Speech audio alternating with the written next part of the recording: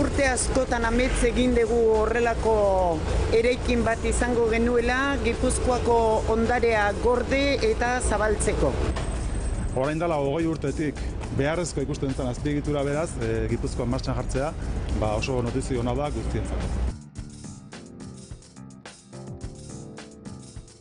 Irunen egongo da eta 55.000 pieza baino gehiago gordeko ditu. Gipuzkoako ondare gordailua 2011 urteko udaberrian amaituta egotea espero dute.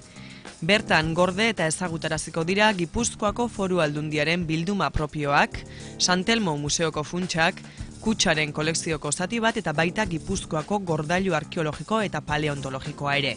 Auzolana, elkarlana, lidergo partekatua, hemen egongo dira Kutxaren materialak, Santelmoko Donostiko udaletxearenak, Jaurlaritzak gaur egunean babesten dituen arkeologiko materialak, eta dudarik ez, atea zabalik egongo dira baita ere beste zenbait herritarrentzako noski patxara pixka bat hartuta ikusteko ia zer eta nola sartu daiteken.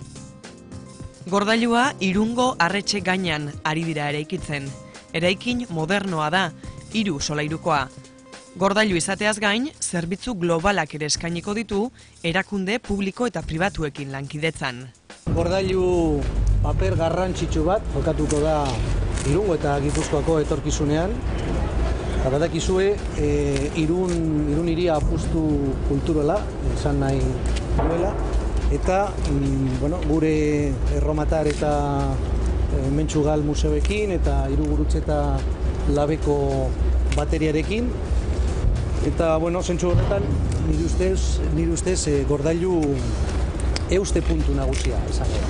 Hemen izango ditugu gure antzinatikan lortu eta gorde izan ditugu materialak, ezagutarazteko batez ere Gipuzkoarrai beraien materiala gure materiala delako, baina noski gaur eguneko tresna berriarekin mundu osora zabaltzeko. Gordailuan gordeko diren Gipuzkoako Foru Aldundiaren jabetzako eta zaintzapeko diren bildumak, gorde, kontserbatu, zaharberritu eta dokumentatzea arduratuko da bildumen arloa deiturikoa.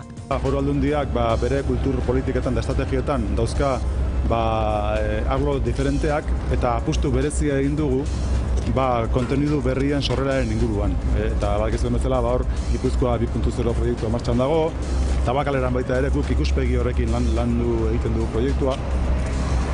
Baina konteniduak sortzearekin batera baita ere guk daukagun ondare aberatsa babesteko konpromiso hartu genuen, eta ez bakarrik konpromiso baita ere eskuduntza daukagu gure kompetentzia eta gure bete behar legala da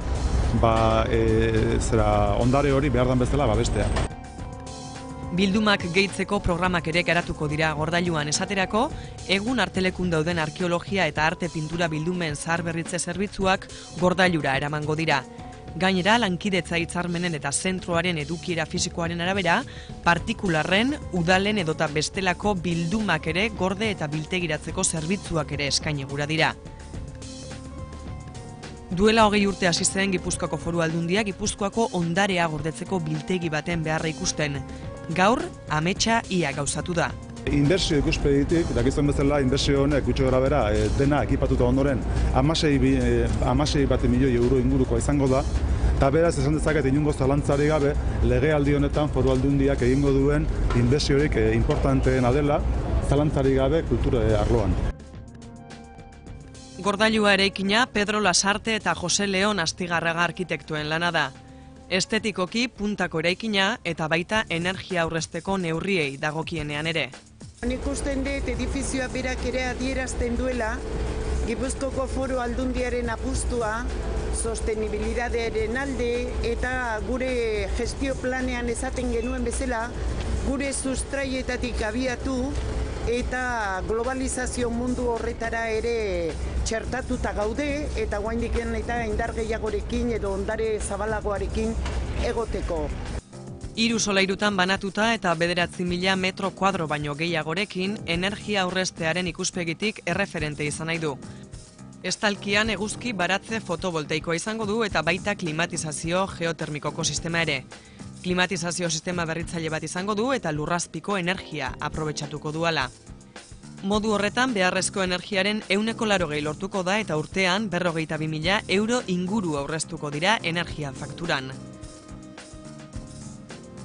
Beko solairua ireki izango da ikasle bizitari, profesional naiz gainontzeko bizitarientzat.